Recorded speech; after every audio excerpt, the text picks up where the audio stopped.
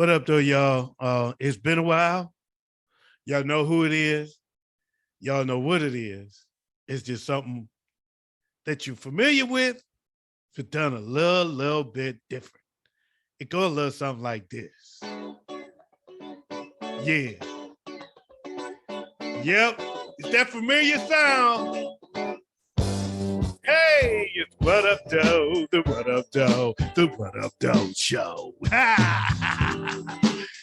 Yeah, What Up Doe is the What Up Doe Show, bringing it back, the third reinvention of the What Up Doe Show. If you recall, back in the day, we used to do it straight up on Spreaker podcast. It was a lot of fun.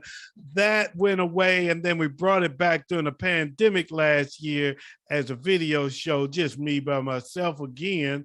But this time, I'm bringing the What Up Doe Show back, reinvented with my partners in crime, Big Ed and Waves. Big Ed, what's going on? Yeah, that's Big Ed. He likes to talk with his mic muted. It's his thing. That's his thing. Y'all hey, you asked us to mute our mic, so I muted it. The music was on. Why the music was on? Not while you're talking. Not while you're talking. No, but my wife was just fucking with the bedroom window. With the bathroom window, and she come out the bathroom talking about it was shots being fired in the neighborhood, but she found out it was only the window. Yeah. So that's why I kept myself. Sure, it was the window. That was her saying, "Don't come back for 35, 45 minutes." That's what them shots was coming out of her ass. Yo, Joe Waves, what's going on, man? What is good? What's good in the hood? So I'm scooted away from my computer so y'all can see me a little better because, I be timming, and everybody from Blab know what timming is. This used to be called hashtag timming when I was on Blab. We used to call this hashtag timming, but I don't want to do that right now. I want to sit back some, scoot away. I'm going to hold my mic in my hand because I ain't got a place to sit it. And let's just hope it don't make too much noise while I'm holding it in my hand. But here we go. While I'm holding it in my hand. Anyway, it ain't that kind of show, yo. But it is Friday, y'all. Let's get this party started, right? Shall we? Yes. Cheers to the return of the What Up Doe, the What Up Doe, the What Up Doe Show.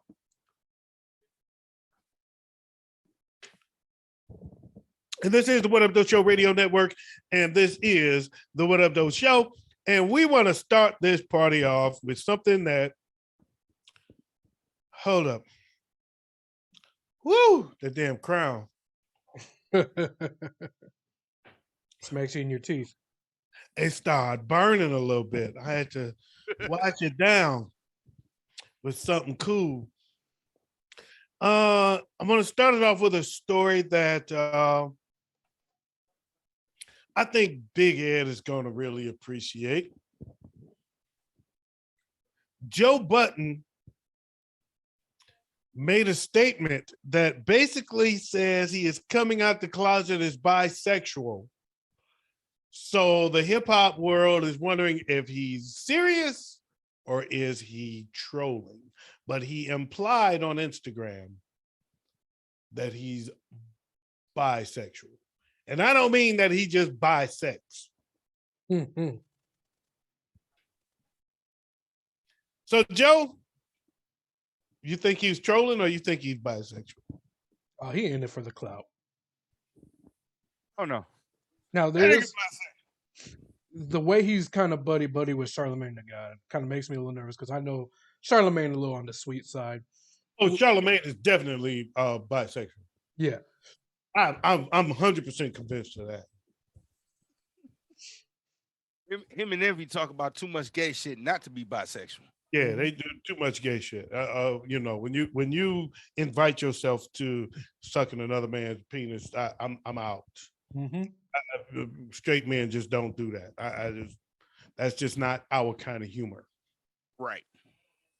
Yeah. So I totally believe that there's something there to be of caution. Big Ed, what's your thoughts, man? Joe Budden bisexual. You say he ain't bi-curious. he's bisexual. Yeah.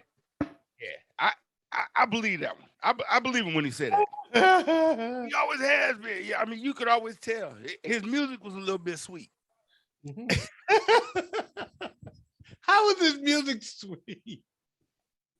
How is his music sweet? Okay, let me put it this way. His music tells a story of a nigga that's conflicted. You know what I'm saying? Expand on that, because I don't know what you're saying. I don't know. Okay. Let me put it this way. He's always seemed a little bit suspect to me. I can go with that. I think I'm gonna say I've always thought that, but I have had moments where I look at him and I think he looks a little suspect. I guess I don't know enough about his music to say that I understand where you're coming from as far as his music. And I was hoping you could expand on that, because I literally don't know his music well enough to comment. I thought the best shit he did was with Slaughterhouse, personally. Oh, yeah. Because don't nobody remember the shit he did before, when he ended up on Def Jam video game for no reason. I don't. But he had a name I remember. His name was catchy, and I always remembered. I always knew his name, but didn't really follow his music. Right. So, yeah, there's that, and you know what? I'm disappointed in myself. I guess because until just like right before we did this, I didn't know that we were going to do the What Up Doe Show. I was just kind of conflicted on what I was going to do for my Friday night show, what we were going to do. I was going to call it just the OG Tim Wilson show. I didn't know. And there's just an important part of the What Up Doe Show that I like to bring back that I didn't prepare for, and I can't bring it back. And that's my explosions between stories. So since I don't have an explosion, I don't want your explosion. That's not the What Up Doe Show explosion. It ain't the same. Keep it. Keep it. It ain't the same. It ain't mine. I've got one. I like mine. Yours sounds like an explosion sound effect. It sounds like somebody flushed a bad toilet. So no, I don't want that. And plus your timing is not going to be right. So next time we'll be prepared, and I'll be prepared for it. I feel bad that I'm not. So that said, I still want to move on to the next story. In Cancun this week, did you hear about this? Cancun Resort. It was a gang war. Drug war. Two drug gangs had a shootout near a high dollar resort, and two people were killed. A twist to that story that's not being highly publicized, and I think for good reason, is that at that resort, it was full of the cancel culture people. So there was an LGBTQ, that, whatever, all them alphabet people, as Chappelle calls them. They were having a convention there at this resort. So, for that part to come out in full stream would have meant, okay, here comes the stories of it was about them. Oh, yeah. Yeah. I can see that. Because they're like, there's one thing they love to do is make everything about them. Like, don't get me wrong. I'm one of those people. I don't really got an issue with that community. But they are some of the most self-righteous groups of people I have ever fucking heard of. Yeah, you can't say shit about me. Fuck you, motherfucker. Go suck a dick. Shut the fuck up. Your buck tooth nappy headed ass. Be careful with your words there, Big Ed, because if you say "fuck you," motherfucker, they might say, "That's what I was trying to get at." They were like, okay, bend That's over. where I was going with this. Man, we gonna be canceled before we even start. I'm glad you got the point, Big Ed. Look, they could try to cancel me. I'm gonna run for mayor for this country ass White Hicksville town. All that's gonna do for me is make sure I win. Damn. Well, I'm gonna say this. And to quote the late great Kool-Aid, y'all don't know Kool-Aid. Kool-Aid was one of the best comedians. Oh, I remember Kool-Aid. He's one of the best comedians you ever want to meet. And in person, just constantly fun. He was more fun in person. He was more fun than funny. You just loved being around this motherfucker.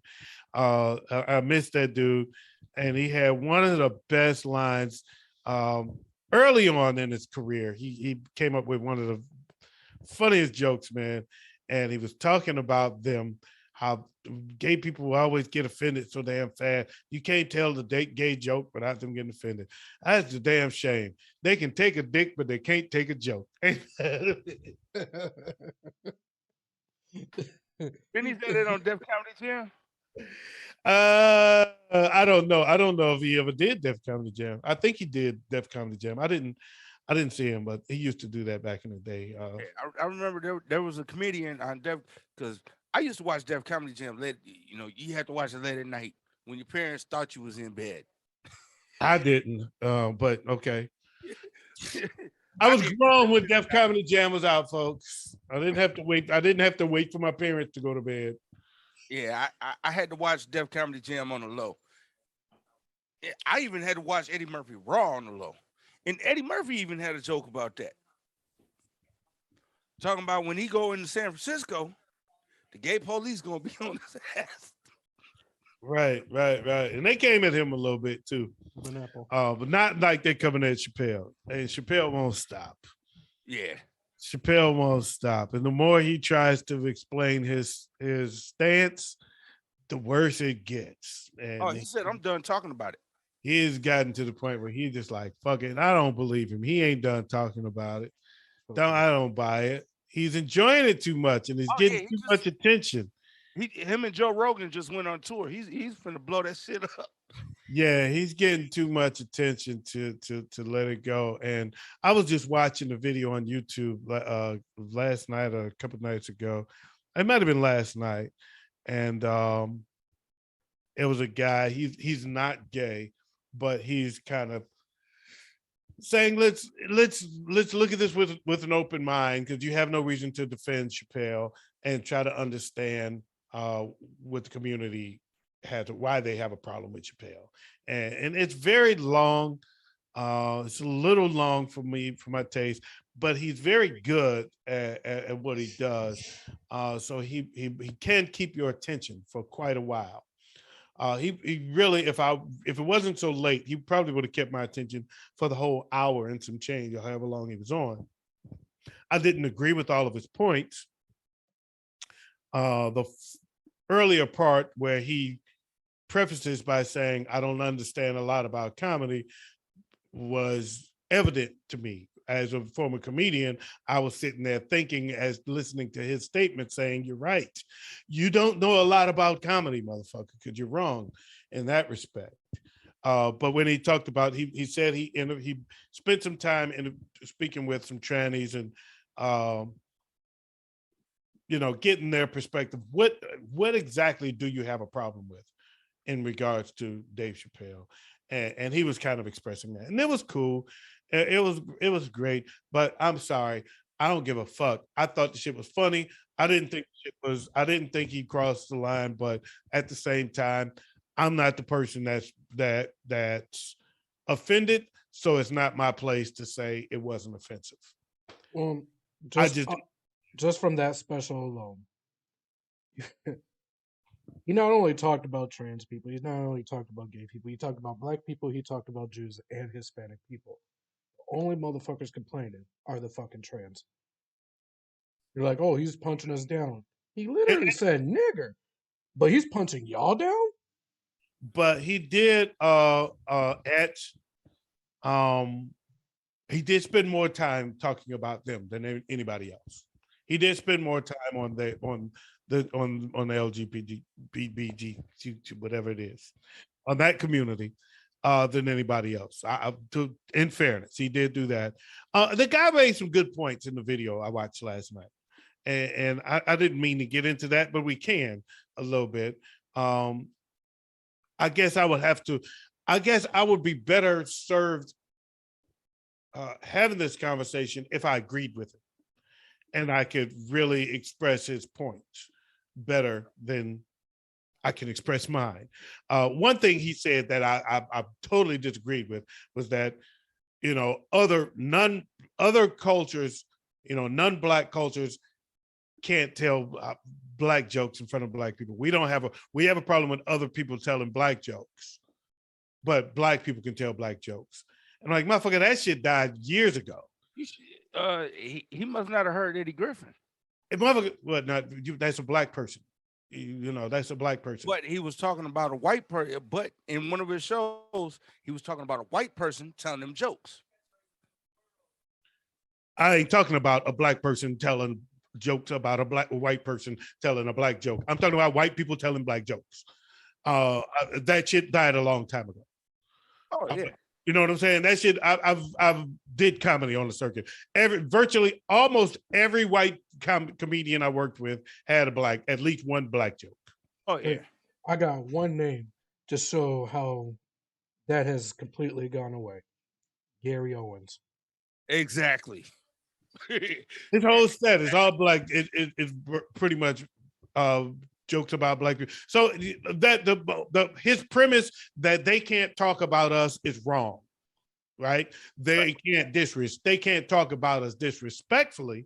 They can't call us niggas, right? But they can tell Black jokes, right? I don't agree with him on that point. He almost lost me completely there, but that was me saying, you're right, you don't understand comedy.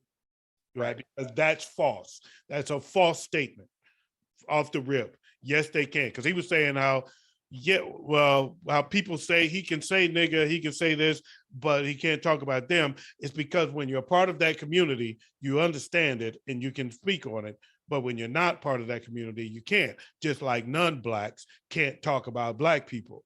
Yes, they can. Oh yeah. Yes, the fuck they can. Oh yeah. But it ain't only Gary Owens. No, all of them do. Every white comic, Larry the Cable Guy, Ron White. I'm telling you, I'm not even doing famous, dude, because there's so many more comedians than the people you heard of. I'm telling you, when you're on the circuit, 90% of the white comics has at least one Black joke in their repertoire. All of them. Damn near all of them. Well, you know the purpose for that, right? Why there has to be at least one Black joke in every comedian's toolkit? Because if you want the best response during your goddamn shows and to get everybody else laughing hard as hell, make sure the Black people are laughing first.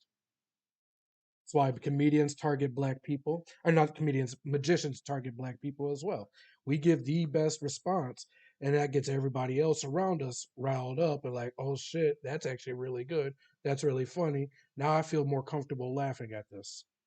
That's partially true. That's partially true. It is more uncomfortable for the audience than it is for the comic. So the white people have to, if there's Black people in the audience, they look to you to make sure you're okay with it before they laugh. They want to make sure that you're not offended before they laugh at it. It makes them comfortable with laughing at it if you're sitting there laughing with them, because now you understand we're laughing with you, not at you. And that's the whole thing. We're laughing with you, not at you. Exactly. And that's a big part of it. And it's skillfully done that they can tell those jokes without picking fun at you and picking you out. Whereas we, on the other hand, the opposite, Black people will go after a white person. We laughing at you, motherfucker. Mm-hmm. But it is funny to watch other cultures to see to understand from a comedic expression how one culture perceives the other. Mm-hmm. And that's why it's acceptable. And it's totally acceptable for the gay people. And that's why he was like, almost every comic had gay jokes. Oh yeah. Mm-hmm. Okay. So yes, gay people can laugh at each other until you're being, but Dave Chappelle is a very serious, he's a very serious comic. Mm-hmm. He has commentary in his comedy. And it's like, so they take it like he believes what he's saying. And therefore we have a problem with what he's saying because he's making a point about us. He's not just having a cracking a joke. He's not just making fun. He's making a point about our existence. And I feel like that's what offends him. Mm-hmm. And I've always, the best comedy to me is comedy that has a hint of truth to it. You know what I'm saying? You can't just get up there and just tell a story and there's no truth at all to it. You can, but I get your point. But the best comedy has always had a hint of truth to it. And who by whose judgment? You're the judge of what the best comedy is? No. Okay. I'm just Comedy asking. is. But I'm just saying, in my opinion, the best comedy is the comedy that has a hint of truth to it. It's more satire. You know what I'm saying? Well, and I get you. Go ahead, Waves. I'm sorry. Now, when my main thing with the closer is, to me, the way I've looked at it and analyzed it, because I watched it for entertainment purposes, but I know it's Dave Chappelle, so you gotta read between the lines. And what I read was he's saying, I could tell a joke about every other culture, every other person in this world. But the moment I say something about these people, they're going to be the ones that has a problem with it. And he proved himself correct. He did a masterful job of showing the self-righteous nature of the trans community. Now, on that said, okay, so I'm gonna address both of those. Yes, comedy. There's truth in comedy. It's also ruthlessness in comedy. There's brutal honesty in comedy. There's the I can say what you're thinking but can't say because it's comedy, right? And that makes it funny. It doesn't have to be true. I've heard a lot of false stories. Richard Pryor imitating a dog, saying what a dog was saying is not a true story, but it's funny. Um, uh, at the same time, to take on what you were saying, Ways, and that's partially what they're saying, is that that's his perspective from the outside looking in. And to them, his outlook, because he's not a part of the community, is more stereotypical than people that's not in the community understand. And he's making people buy into stereotypes that are not true about us. And that's their problem. It's like it's like taking another culture that is telling Black jokes, but doing a bunch of stereotypical watermelon and big lip jokes. And that's what they're saying. And that's their point is that, but to me, I'm saying, okay, he's expressing his perception. Mm-hmm. He's expressing his perception matter of factly. And because he's coming to conclusions with it, and because he is they don't agree with his stance. I don't think what he did was homophobic. Mm-mm. Right? I don't think it was homophobic. Whether or not it's accurate, it's not my place. And that's where their problem is that they feel like it's inaccurate. It's an inaccurate stance for him to take. He's looking at us wrong, but whether or not but I still think it's honest. A, And B, I don't know if it's accurate or not, but it was funny because from my perspective, I can see it. I agree. But okay, my thing is that ain't that what comedy has always been? Comedy is like reality. It's all a matter of perception. Exactly. I mean, for years and years and years, I've always been hearing stereotypes in comedy, black comedy, white comedy, everywhere. There's always stereotypes. Isn't it? Not always. Isn't it upon that culture though? It's not always, but at the same time, if you're stereotyping your own culture, it's taken differently. It hits differently than if you're stereotyping another culture. Except there is one exception to that. Hispanic comedians on black African Americans and African Americans on Hispanic individuals. Because we almost look at each other as almost equals in the worldview, especially in America. No. You look at every comedian that you in look at, comedy, every comedian I have ever heard has characterized us as lazy. Not me. Always, Gabriel Iglesias. Not me. I can't agree with you. I cannot disagree with you more, but you have to understand I was on a comedy circuit for almost 10 years. I've seen a lot of fucking comics. I've never heard comics consider us lazy. I don't see that. I don't see that. No, I don't see that on a comedy circuit. Name a comedian that does that.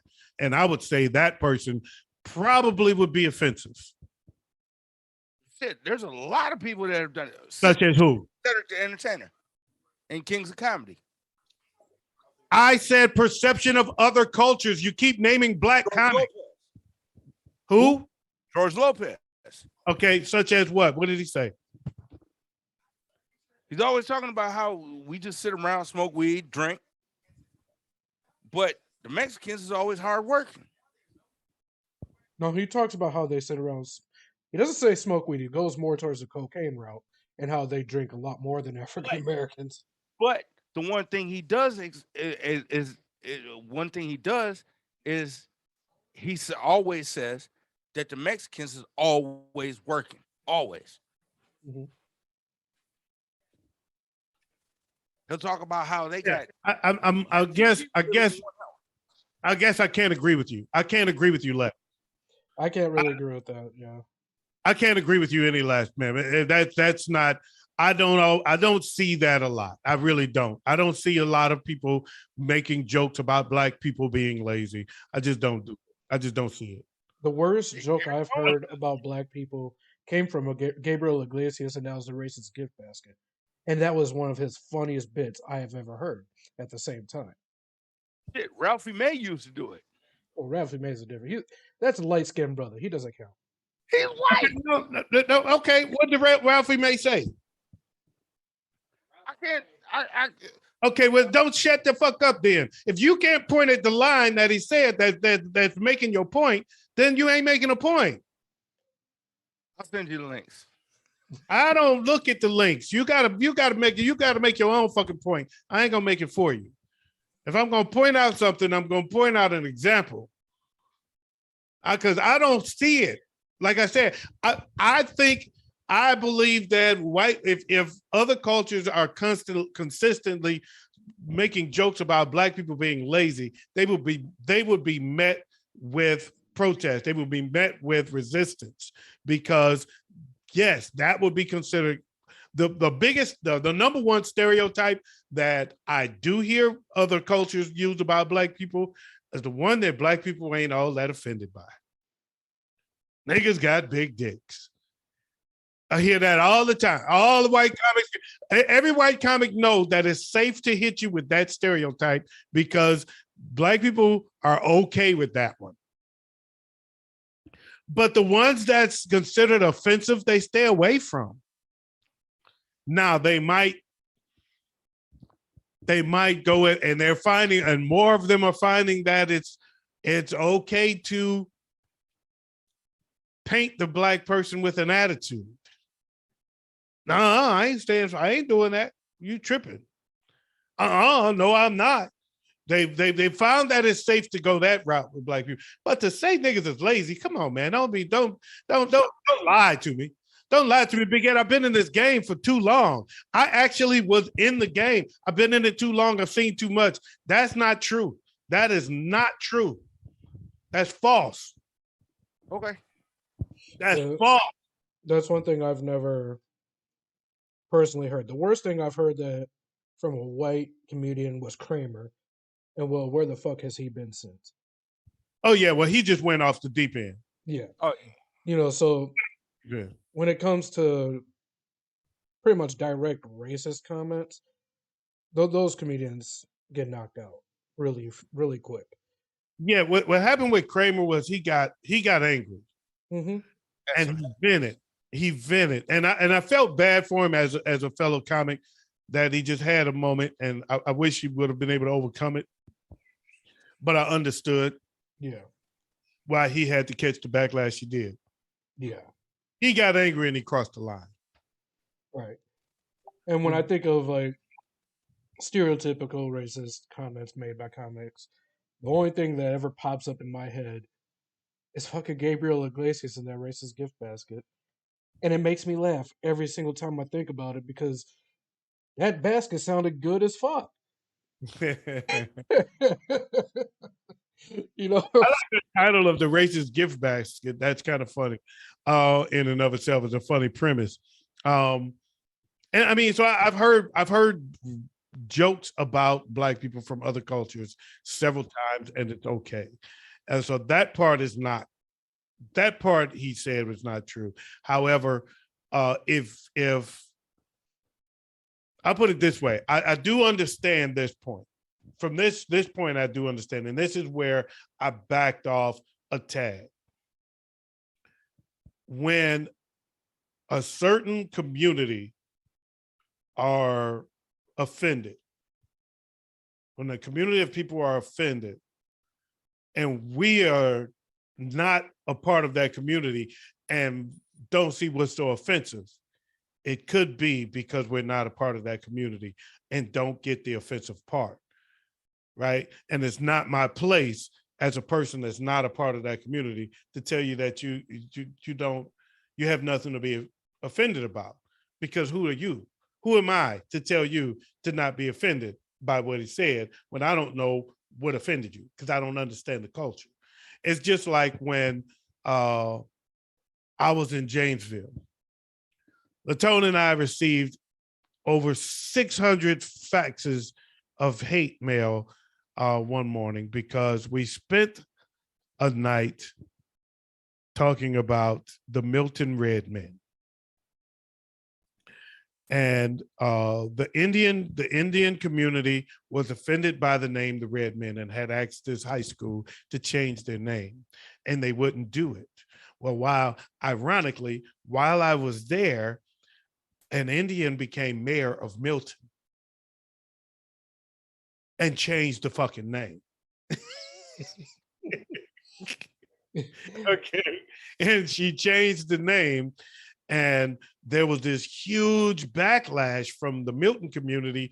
Oh, motherfuckers, oh, you 60, what do you care about what the high school called themselves? And they were all up in arms about, we want to be the Red Man, we want to be the Red Man. You shouldn't be offended. And who are they to say that these Indians shouldn't be offended when you're white? So, if the Indians feel like the term red man is offensive, change the shit. You ain't heard about it. And I had a guy, and when this is, I didn't plan to go down the rabbit hole, but I have to, because it was way too funny how we ended up getting all the hate mail. Because a guy called up and said, that's the name Red Man has nothing to do with Indians. He said the reason they call us the Red Man is because back in the day when our basketball team didn't have uniforms, and we used to wear red T-shirts to all of our away games, and we'd get off the bus in our red T-shirts, and everybody would call us Red Men. And that's why they that's why they changed our name to the Red Men. That's why we became the Red Men. It's because of we always wore the red t-shirts when we got off the bus. And I was saying, even if that's the truth, today it's offensive to somebody else and you can still change it. And I started using examples. I said, so back when I was in school, my team, our uniforms were, our school didn't have good funding for the uniforms. So they gave us these giant knee pads. And we go out with these, they see us come off the bus normal, but we came out on a field, we had these giant knee pads. So it was like our knees grew like all this time. So they start calling us the Negroes.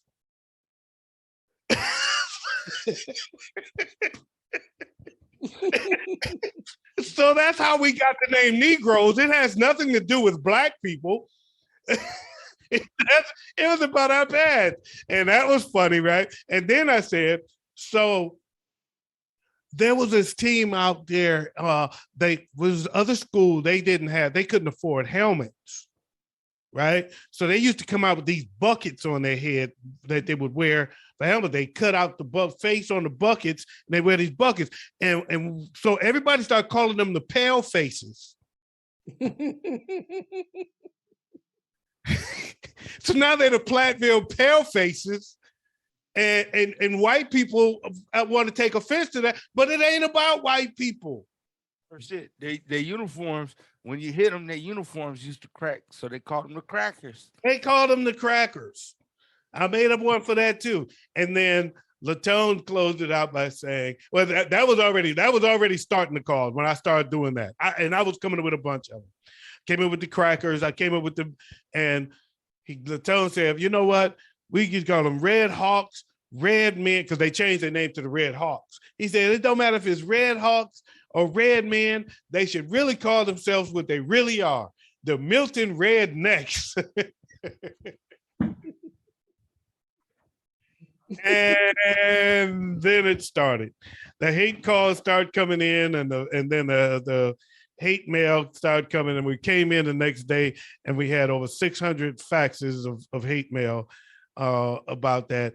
And it's like, and I think about that when I had that understanding for the Indian community, that even though these white people didn't understand why they were offended by what we're saying, it's not about whether or not you understand why they're offended.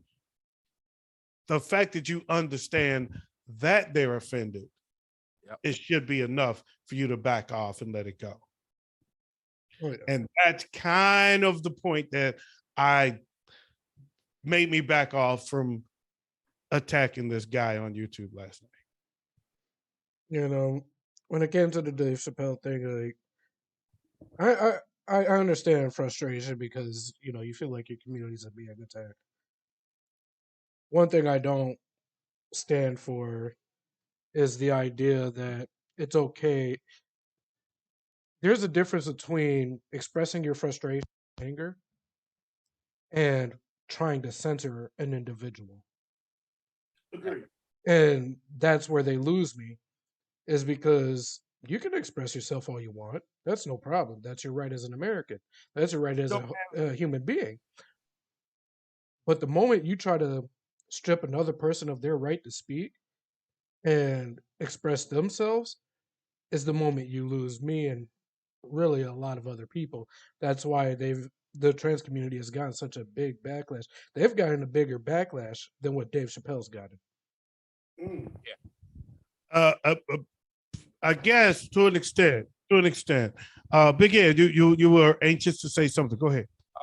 I've always been taught you have the right to free speech, but you don't have the right. You don't have the right to escape the consequences of your free speech. I can agree with that.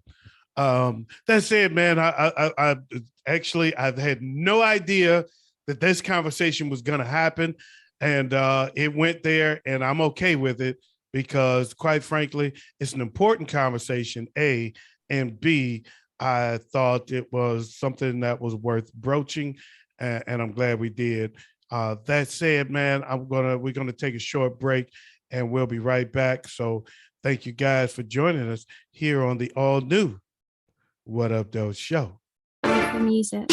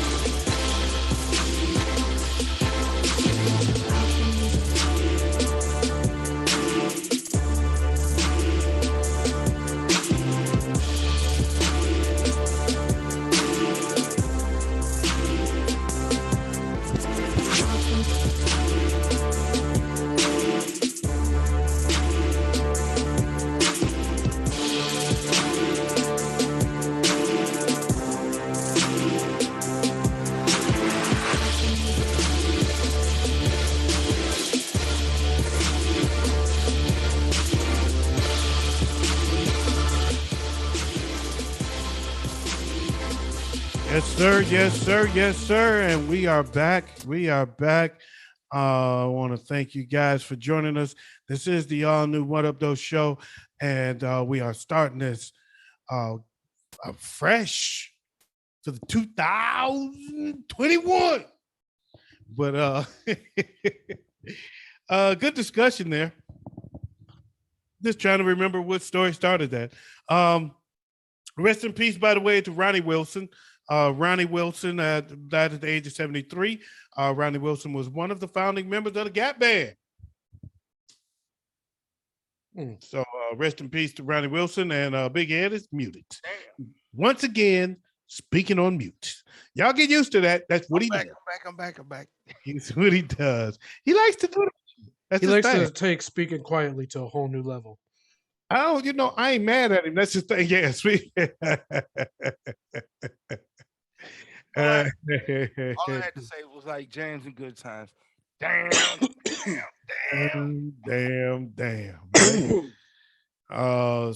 So big up to so rest in peace to Charlie Wilson. Not Charlie Wilson, I'm sorry, for Ronnie Wilson of the Gap Band. Also we also lost this week Alpo. You know who Alpo is, right? Yeah. He is the kingpin. He is the drug kingpin whose story was depicted in the movie Paid in Full. Oh yeah. He was gunned down this week in Harlem. What did my son say about Alpo? I have no idea. Alpo is a snitch. Yes, he is. Yes. He was known to be a snitch. He said a lot about a lot of people. And it finally caught up with him, so he was gunned down in Harlem this week. So I always taught, and like I've heard everybody else say about it, snitches usually get stitches and end up in ditches. That was very creative. I'm glad you came up with that. So look, also I want to say, since we're on this note, he didn't. One has not passed away, but I want to send prayers up for the Kango Kid from UTFO. He's in dire condition with stage 4 cancer. So that's the Kango Kid from UTFO is in dire condition with stage 4 cancer. So our prayers are up for him. So let's get back to something we can discuss. Okay. Mikey Williams. Do you know who Mikey Williams is? No. All right. You wouldn't know who he is. Here comes Joe. Joe's back. Joe. Mikey Williams. You know who Mikey Williams is? I don't. Okay. All right. Nobody should. Y'all shouldn't. I would have been blown away if you knew who this was. Okay. So Mikey Williams is a high school junior who just broke the mold. So you know about this new rule now that college athletes can now market their likeness. That was the problem. That was why, the NCAA football, NCAA basketball. That's why EA Sports had to get rid of that, because college players were saying you're using our likeness and all and stuff, but we're not making money on it. We can't make money, but you can use our stuff and make money off of it. Right. So now they can make money. So the colleges don't pay them, but if they can make money on the side because of who they are, they can make it, which is fair to me. Right. Well, Mikey Williams is a 6'2" junior in high school, and he just signed a multi-million-dollar lucrative shoe deal with Puma. Ooh. It's made its way down into high school. Dang. What's your thoughts? Joe, go ahead. One, I'm all for it. Make your money. That's changing that young man's life. Number two, that's Puma. They are the only motherfuckers that had the suede shoes.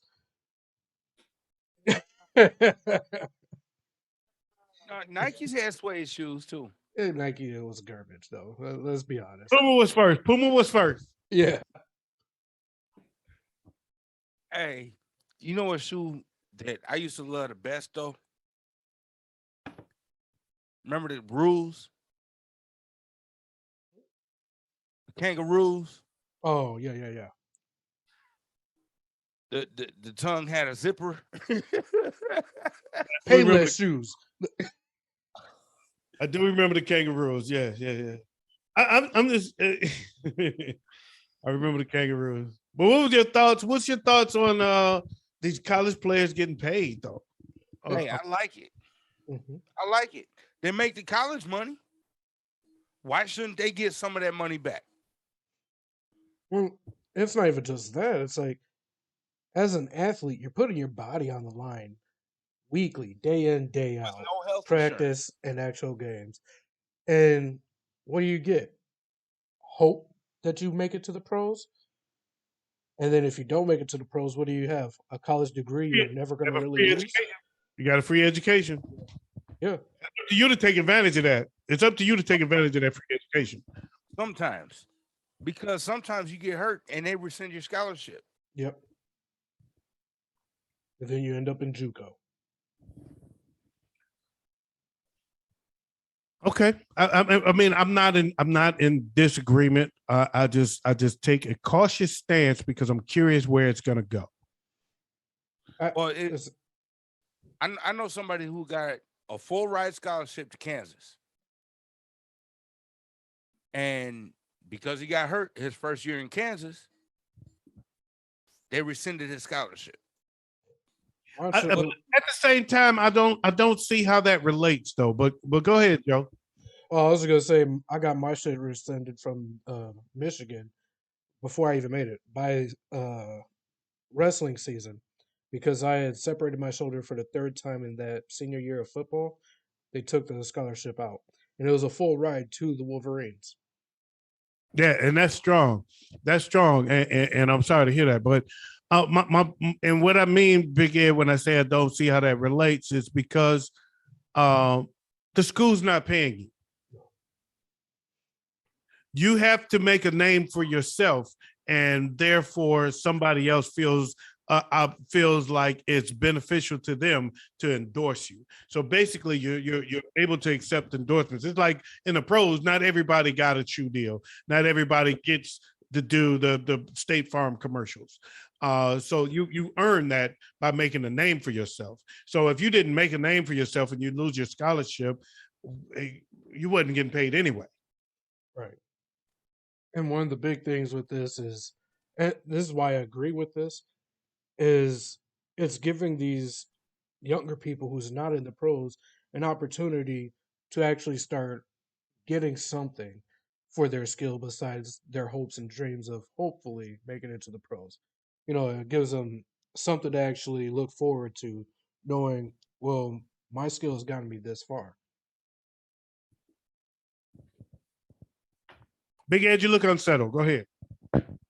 no, I looked unsettled because I had some gas reflux. Well, all right.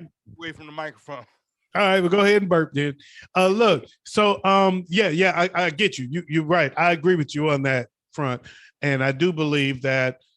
I guess my whole thing is I'm glad they're getting something because I always felt like they're getting pimped because everybody's making money, but the student athlete.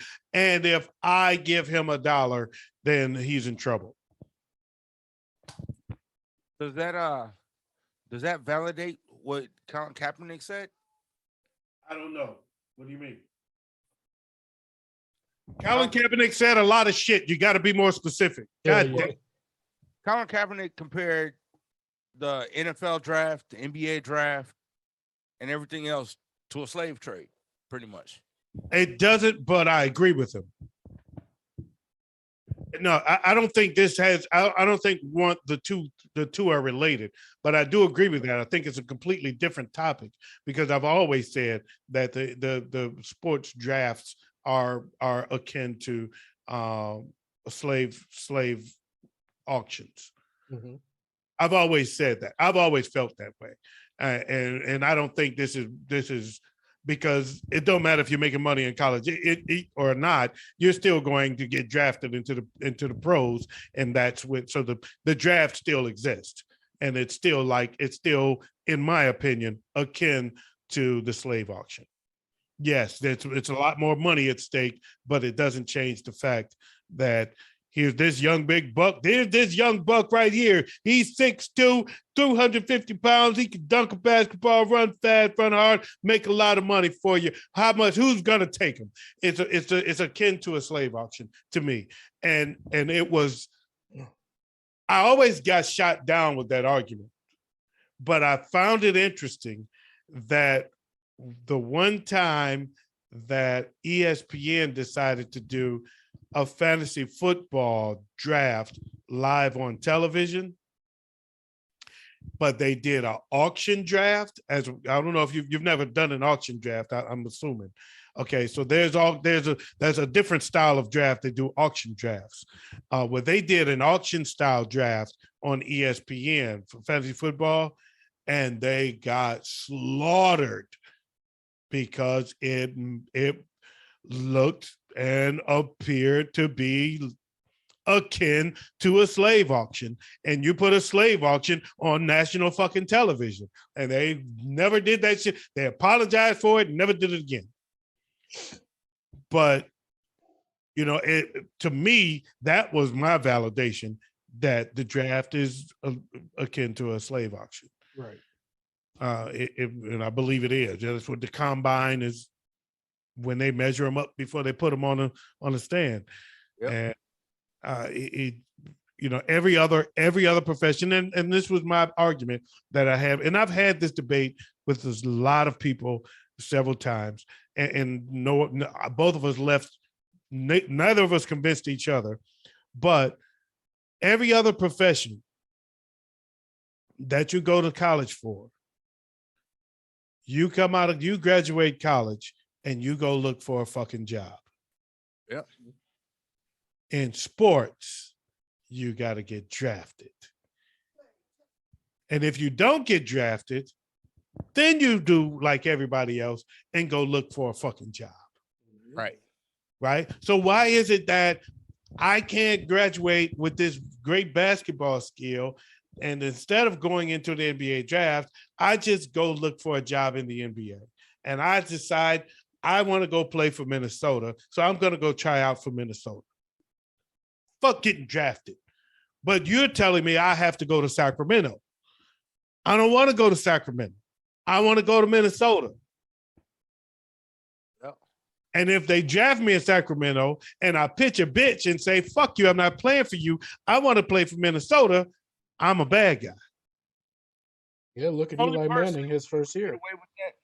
Huh? The only person that was ever able to get away with that was Eli Manning. That is not true. That's not true. Eli Manning was one of some, but I'm just saying, even he was looked at down on. Of course, the black athletes are going to catch it more because Deion Sanders did too. But black athletes are going to catch more heat than the white athlete. We know that. But all athletes, but what's the difference? My point is, if I do get drafted by Sacramento, but I've always wanted to go to Minnesota. If there wasn't a draft, I would have went to Minnesota to try it out for the team. Yep. And now that's what I want to do. But I'm looked down upon. I'm called a character risk because I don't want to play for Sacramento. I want to play for Minnesota. And if I pitch a bitch about it and make waves to the point that I make my way over to Minnesota, I'm talked bad about. I'm villainized. Why? Mm-hmm. Why is that? But yeah, Deion Sanders did it too. Oh, I didn't know Deion did it. I know you was young. You was young. I know you were young. But Deion did it. Well, because he was also playing at the time, wasn't he also playing baseball in Atlanta? Yeah, but when he came out, he played both. But the thing was, he wasn't playing in Atlanta. He played for Cincinnati. But he wanted to. The Lions had the second pick. Oh, okay. And he didn't want to go to the Lions. And he didn't want to go to Detroit. He didn't want to go to Detroit. So he talked down. He talked bad about the city. He talked bad about the organization. He talked bad about Detroit in general. If they draft me, they're going to have to put me on layaway because I'm going to charge too much. I ain't going there. And trust me, they hated him. They villainized the fuck out of Deion Sanders. He was a bad guy. He was a bad character guy. You don't want him. And you know who the Lions ended up picking, right? Barry. They ended up picking Barry Sanders instead of Deion Sanders because Deion said he wasn't coming. So they picked Barry Sanders instead, and then Deion ended up going to Atlanta. That's how that happened. Brian Bosworth was another one. There was a lot of guys did it. It wasn't just Eli. There's a lot of guys did that shit. A lot of guys did that shit. John Elway did that shit. John Elway did that. He wasn't going to Indiana. He didn't want to go to Baltimore. Fuck y'all. I'm not going to Baltimore. So, but the thing is, if all I had to do was just come out and go try out for a team, that wouldn't be a problem. Right. I don't have to go through a draft. No. Right. Oh, it's parity. Well, whatever. Because what a team's going to do? And this was the argument I got in reverse. Then everybody's going to end up going to the same team. Everybody's going to go where it's warm, or everybody's going to go. No, everybody got different reasons why they're going to go where they go. Right. I think if you opened it up and there was no draft, and it was all just free agency, I think you would get more teams that are representative of their hometown because a lot of guys just want to play for their favorite team. Yeah. And a lot of people's favorite team is the team they grew up watching in their hometown. I want to win one for the Pistons. I want to go to the Pistons. Some people are motivated by the money. So who's got the most room under their salary cap? I want to go there. Yep. Right? Some people are motivated by winning. Who's the closest to coming to getting a championship? I want to play for the team that's about to get a ring so I can get me a ring. Some people are motivated by opportunity. I don't want to play for the team that's got a star running back. I want to play for the team that need a star running back. Yep. Okay. So everybody's got different motivations to go to wherever they want to go to. But we're telling kids you're smart enough to make that decision coming out of high school to pick your own college. Yeah. But you're not smart enough to coming out of college to pick your own pro organization, to pick your own organization you want to go to. No, that's not what we're telling them. We're telling them it's slave auction. Mm-hmm. Yeah. And that's why I feel that way. That's why I feel that way. How about a slave auction? I think it is akin. Because you're finna go to you're finna go to a team just to make somebody else some money. You might make a little bit on behind that, but you're going to a team to make somebody else some money. Well, you're doing that regardless whether you're drafted or not. I mean, no matter what. I'm going to this law firm, and whoever owns this law firm is going to make more money than me, but I'm going to make good money. It don't matter. That's anywhere you go. That's unless you're an entrepreneur, unless you start your own business, and they make a lot of money, and that's where a lot of people miss my point. They say, but they're making millions. They're making this much money. They're making so much money. You can't. How you gonna call them slaves when they're making millions? And that ain't the point.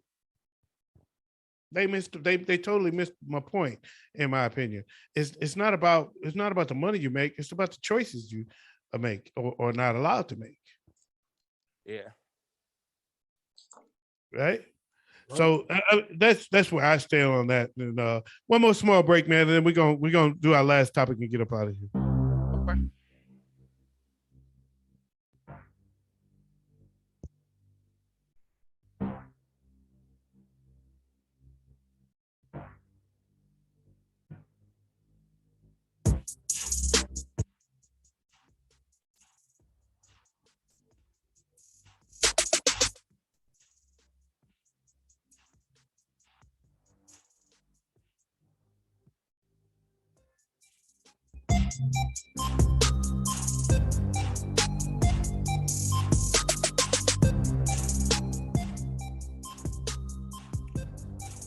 All right. I turned my mic on. I did the big air. I had my mic down. I had to pop a gummy, man. I just realized I didn't have a gummy tonight. So I had to pop a gummy real quick before I came back. And Big Ed, you still on mute? All I did was laugh. Okay, all right. That's all he did was laughing. Nothing wrong with it. Nothing wrong with getting a quick laugh at home. Getting to laugh at my expense. Nigga laughing at my expense. Yeah. Well, shit, everybody was laughing at my expense on last Saturday. So that's we supposed to.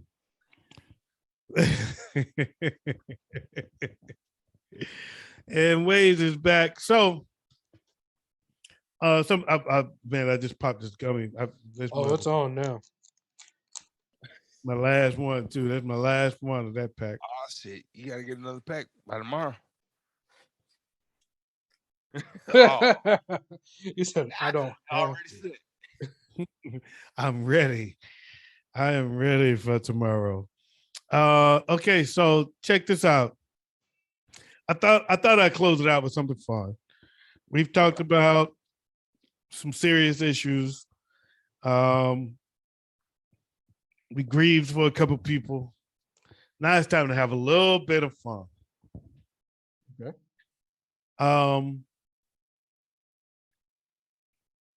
Now Big Ed does a show called the Smoke Session 612. Right? Always. And during the Smoke Session 612, we do a segment called the Fatal Four. Right? Yep. Okay. So what the Fatal Four is, to explain to my What Up Doe Show audience, what the Fatal Four is, if we play 4 songs you never heard, 4 breaking songs, brand new songs, you probably never heard of the song. Sometimes you never even heard of the artist. And it's 4 songs, and we pick one as a winner. Right? Yep. At the end of after you get 3 winners, we go back to the champion from last time, from the last Fatal Four, and we have one champion that's still trying to hold their crown. Right. Who's the current champion? What's the current champion? Snoop Dogg, Ice Cube, Too Short, and E40 with Mount Westmore. Subwoofer, big subwoofer. So the song is called Big Subwoofer, and the name of the group is called Mount Westmore. Right. Mm-hmm. And it's made up of 4 West Coast artists. That's basically what they're saying is this is the Mount Rushmore of the West Coast rappers. So somebody sent me there's a post that a meme, and I put it on the What Up Doe Show network, on the What Up Doe Show webpage. If you want to come by, check out the What Up Doe Show Facebook page, Facebook group, and you'll see what I'm talking about. And it's called Mount Funkmore. I heard about that. And on Mount Funkmore, there's James Brown, Sly Stone, Bootsy, and George Clinton. Now, I know y'all a little young, and all these artists are a little before your time.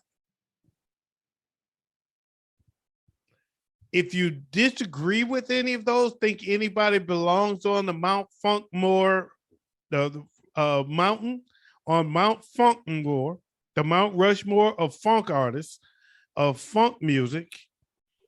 If you think anybody is missing that belongs and who they replace, speak now, forever hold your peace.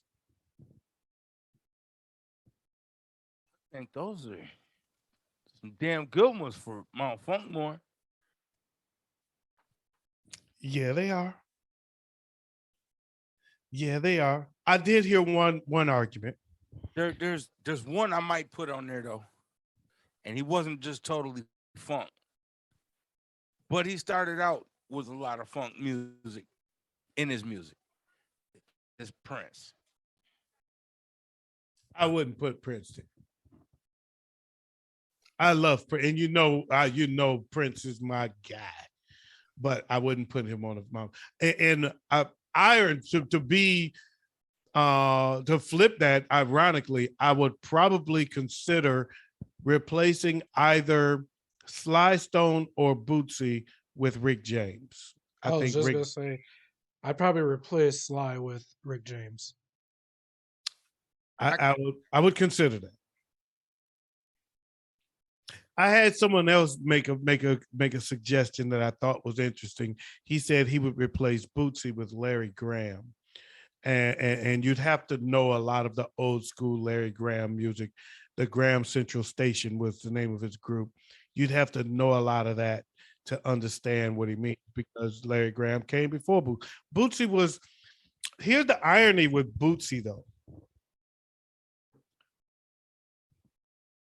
Bootsy was with everybody on there except Sly.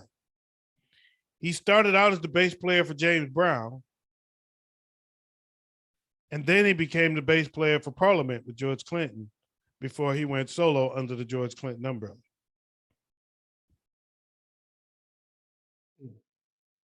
So that to me, Bootsy is hard. One on the mountain. Say what? Wouldn't Bootsy be the first one on the mountain? James Brown, nigga, what are you talking about? Right. James Brown coined the phrase funky music. That was Okay. The Funky Drummer is the most sampled song in the history of sampling, and that is by James Brown. I remember we talked about that. They ain't it funky.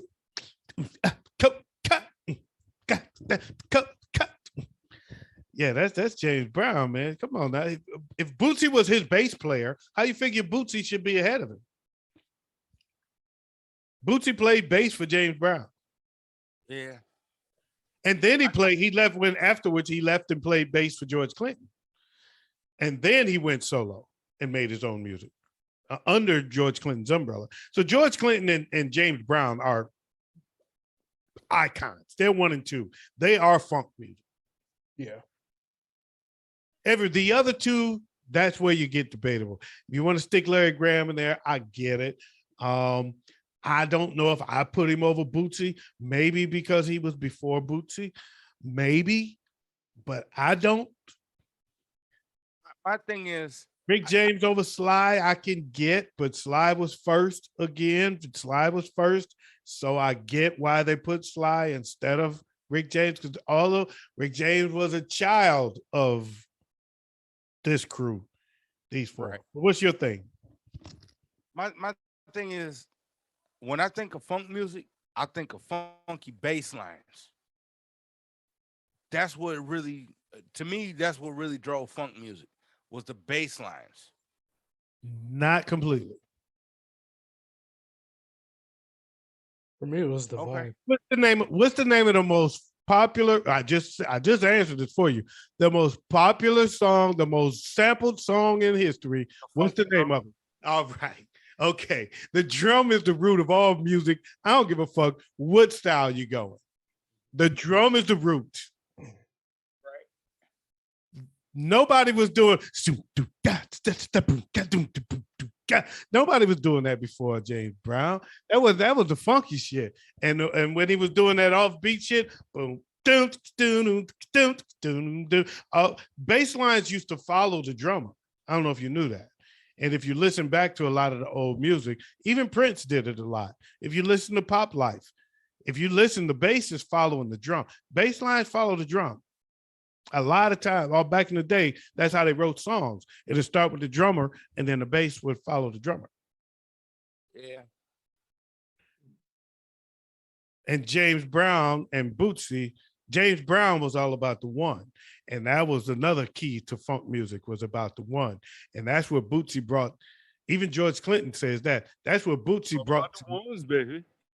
That what Bootsy brought to Parliament more than anything was that on the one shit. He brought that, he got that from James Brown, that on the one shit, meaning on the one, you do something extremely hard and then you vibe to, because music is counted in fours, right? It's 1, 2, 3, 4, 1, 2, 3, 4. That's how you count music. So on the one, you do something hard and then you vibe for 3 and you back on the 1. And that's how Parliament come up with, we want the funk. Gotta have that funk. Oh, we need, you hit hard on the 1. And that was a thing that James Brown taught Bootsy, and Bootsy brought to Parliament. So it's a lot more to funk than the bass line. The bass line is a product of funk. Okay. So yeah, James Brown is definitely the king, and George Clinton is definitely the prince. Well, I would say James Brown is the godfather of funk. And George Clinton is the king. And I don't know who comes next. I like the list, Bootsy and Sly, but let's go another step. Okay. This is before y'all time. And I get that. So let's come to your time. Let's bring it to your time. If I wanted to do a Mount Rushmore, I'm going to bring it right into Big Ed's wheelhouse. Okay, Joe? Is that all right with you, Joe? All right. A Mount Rushmore of 90s hip hop music. Who would be on the mountain? And I'm going to just turn my mic off. Shit, Pac, Nas, Biggie, J, and Z. Pac, Biggie, Nas, and Jay-Z. You agree with that list, Ways? No. I'd put, does it have to be individuals? Good question. Because It don't have to be individuals. I put Wu-Tang on there. I would say it has to be individuals. Okay.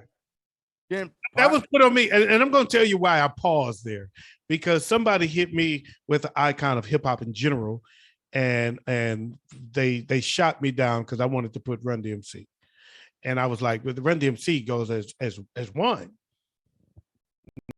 not as 3, but you got to pick." They put Run DMC so, up. but for 90s hip hop, So Pac, Biggie, Nas, and Jay-Z. You agree with that, Joe? No, I don't. Damn. I'd probably go with Cube, Jay-Z, Snoop, Q-Tip. Oh, woo! He went East Coast on you. He went West Coast on you, I should say. You did ignore the West. You did ignore the West. Now, the only reason I do that is, as much as I like Biggie and Tupac's music, I think they are highly under or overrated because they were thing at the time because of their beef. But see, I'm basing my analysis off of who was hot at the time. Well, I go based off of lyrics and And in the nineties, there wasn't nobody bigger than Pac, Nas, Biggie, and Jay-Z. I can't agree with you on that though, because he brought up Ice Cube, and Ice Cube was just as big as they were, if not bigger. yeah. Snoop too. Snoop too. He does have a point. Biggie and Pac really got more credit than they deserve because of their beef. Now, granted, I believe, given more time, their body of work would have been greater. Biggie only had what, 2 albums? Yeah. I think if Pac were to, if Pac stayed alive for at least 10 more years, I think Pac would have been the head of that Mount Rushmore for me. Now I put Pac there because Pac did have a lot more. He had a larger body of work. He had a larger body of work than Big did. He had a much larger body of work. Big was phenomenal as a writer, and I believe that he would have continued to. He had 3 albums. 3 albums. Born to Die, Ready to Die, and Life After Death. I don't remember Ready to Die. I believe Ready to Die was the second album. I don't remember Ready to Die. What was on that? Hold on just 1 second. Okay, but if you got to look it up, then that's a fail. I got a question though, because as much as I do like the individual Mount Rushmore, I gotta ask, if we were to include groups for 90s hip hop, let's do just groups. How about that? It's on you, Blaze. 90s hip groups. Go ahead. At the head of the table would be Wu-Tang, NWA, Bone Thugs.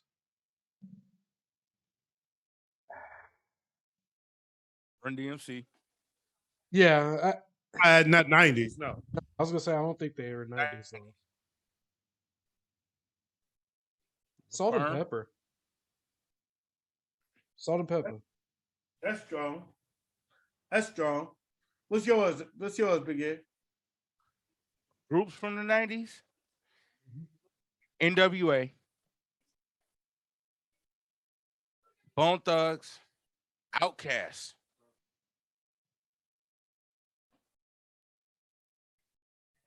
And I'd actually have to say Wu-Tang. Okay. All right. I like it. Yeah,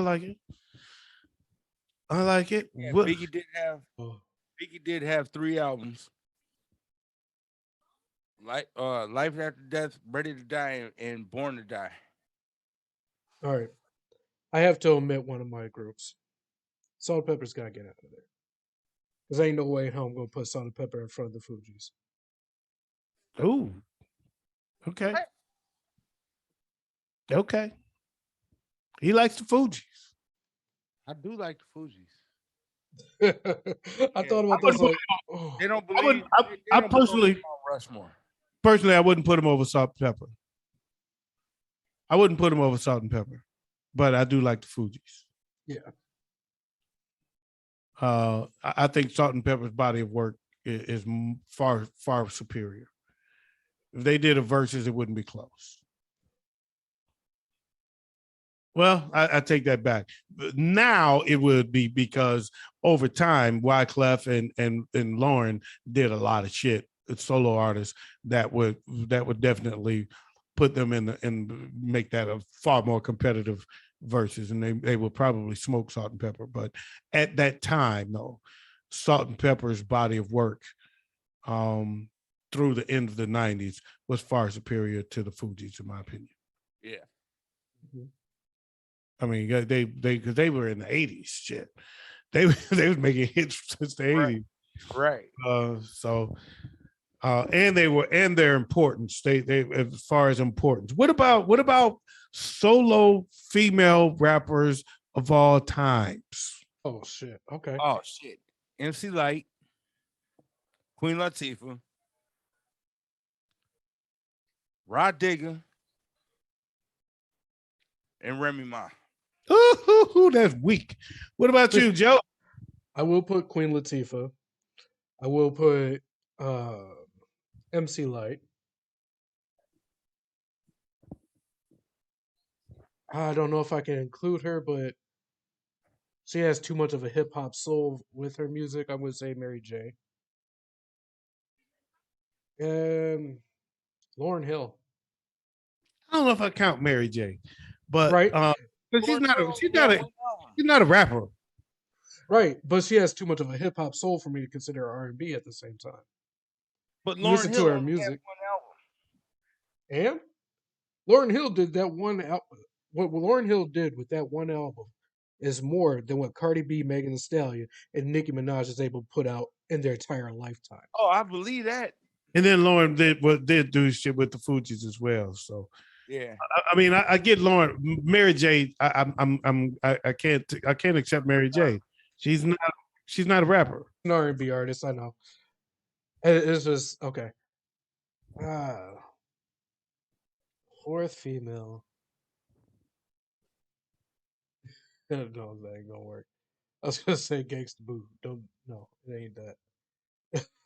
from the I couldn't put her in there because she only had one album. she barely even had that.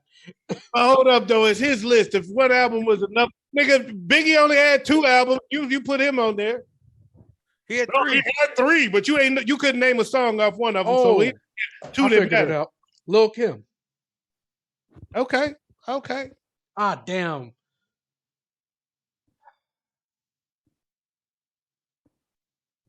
I mean, how many albums did Rod Digger have? How many albums did Remy Ma have? None of them. They didn't have shit. But they all did a lot of Put them on there. You know what? I have to replace fucking MC Light. What? Yeah, I'm With with who? Foxy. Okay. It's his list. It's his list. You put Rod Digger and Remy Ma. You can't talk.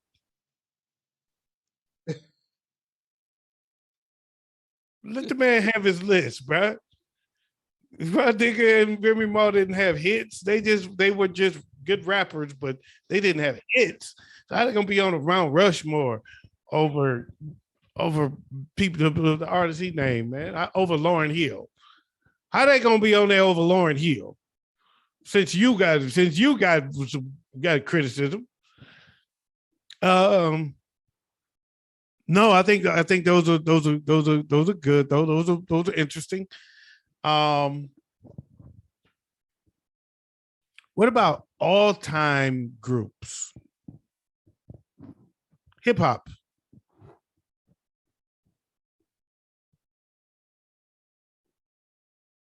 Run DMC, the Fat Boys, Houdini, and Outkast. Speaking of the Fat Boys, I saw a picture of the last remaining Fat Boy, who was Cool Rock Ski, and he is not fat at all. He looks very good. He's in very good shape. He looks looks surprisingly good. So he is the last remaining Fat Boy. The other two are gone. One, right? Yeah, because Buff was the beatbox. He passed away first. Yeah. The light skin one was Prince Marky D, and he passed away a few years back. Yeah. A couple years ago. And then Cool Rock Ski is still alive. But he looks nothing like he used to look. I mean, you wouldn't even recognize him. He looks great. Wait. Put them on the Mount Rushmore of hip hop groups. Okay. I would probably exclude them, but okay. Race. Wu-Tang is always going to be on my Mount Rushmore. Okay. I will have to put Run DMC on there. That's Okay. given. And if we're going, damn, I'm just gonna go to the groups I listen to the most: Bone Thugs, Rum DMC, Wu Tang.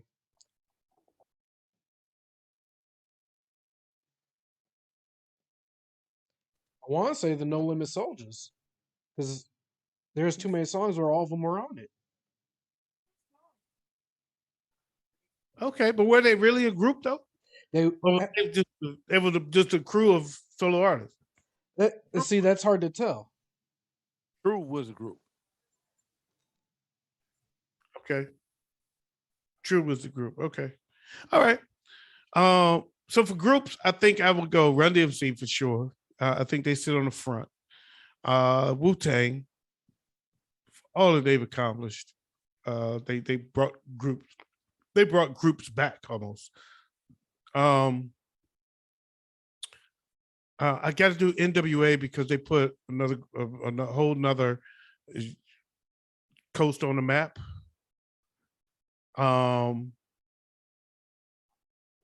That fourth one is hard, man, because I've got